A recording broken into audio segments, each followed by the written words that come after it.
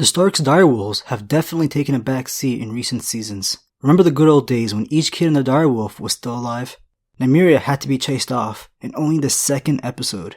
Lady was tragically killed right after in the same episode. Robb's direwolf, Greywind, was killed along with his owner during the Red Wedding. How their corpses were treated by the Freys was pretty graphic. Their heads were cut off, and Greywind's head was sewn onto Robb's to further insult Robb and the Starks. Shaggy Dog was sent away with Rickon to avoid whatever they would find north of the wall. Around the same time, Greywind and Robb died.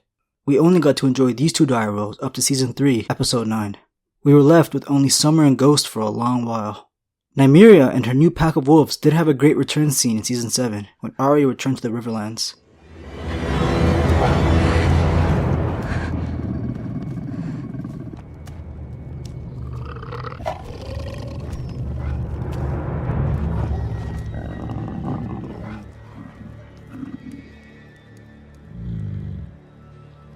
Nymeria?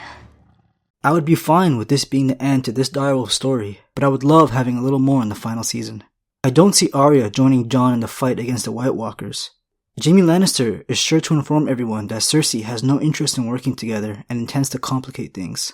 This will be the perfect cause to action for Arya to finally get her revenge on Cersei. It's obvious, after all the teasing, that the Hound will be the one to take out his zombie brother, so expect more Arya and the Hound moments traveling together. When they are done taking care of their enemies, Arya and the Hound, assuming they both make it out of King's Landing alive, are gonna have to go back up to the north. Arya recently got hold of the Valyrian dagger, so she will come across some Whites or White Walkers.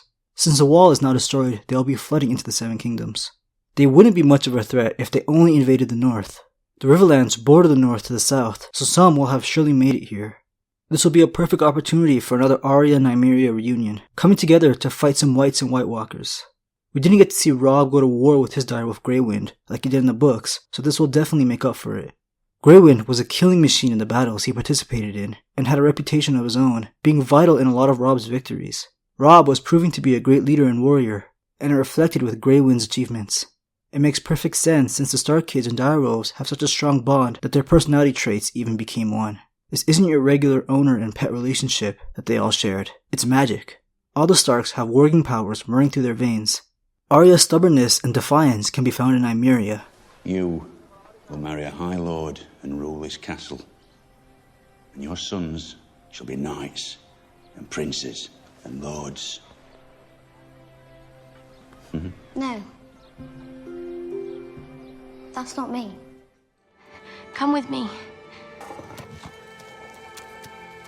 That's not you. Rickon became wild and afraid when his family was leaving him one after another. Jojen Reed felt this in Shaggy Dog, and he was the only direwolf who would randomly bite others without cause in the books. Summer is described by Jojen to be strong, stronger than he knows, like Bran at the time. Bran was mentally strong before he even knew that he had some of the most powerful magic in the series. Sansa was the only one to not have a chance to spend a lot of time with her direwolf. Arya may have chased Nymeria off to save her life, but they still shared their warg bond, no matter how far apart they may be. Sansa has always clearly been the least Stark of all the children, if that makes any sense. She loves her family, but didn't inherit the same level of honor her siblings have. I don't know. I don't remember. Everything happened so fast. I didn't see. Liar! Liar! So be it. We have another wolf. As you will. Her losing her direwolf after betraying Arya was great symbolism. When Sansa lost Lady, she also lost her guardian and moral compass. The direwolves could always sense things others couldn't. It was Catelyn who believed in this the most. She would tell Robb to trust in Greywind's instincts over anything. The only people who loved her children as much as she did were the direwolves.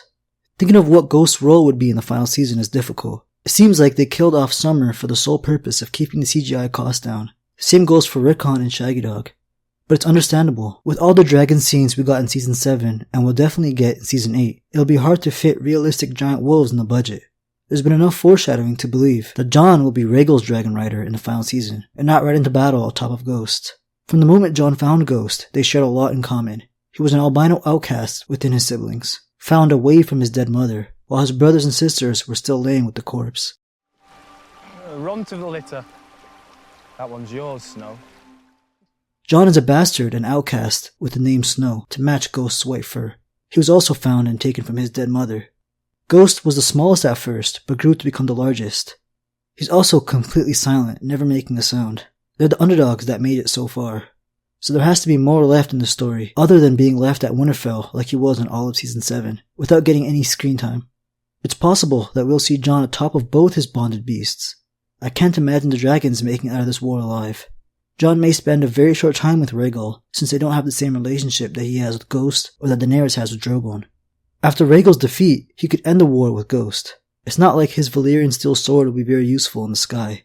Well, the Night King will be flying atop of zombie Viserion, so maybe a sky battle between them will go down, while Daenerys handles the swarms down below. I would love to see the two dragons take each other out, leading Jon to return to Ghost, just as long as everyone's favorite direwolf isn't left out in the finale.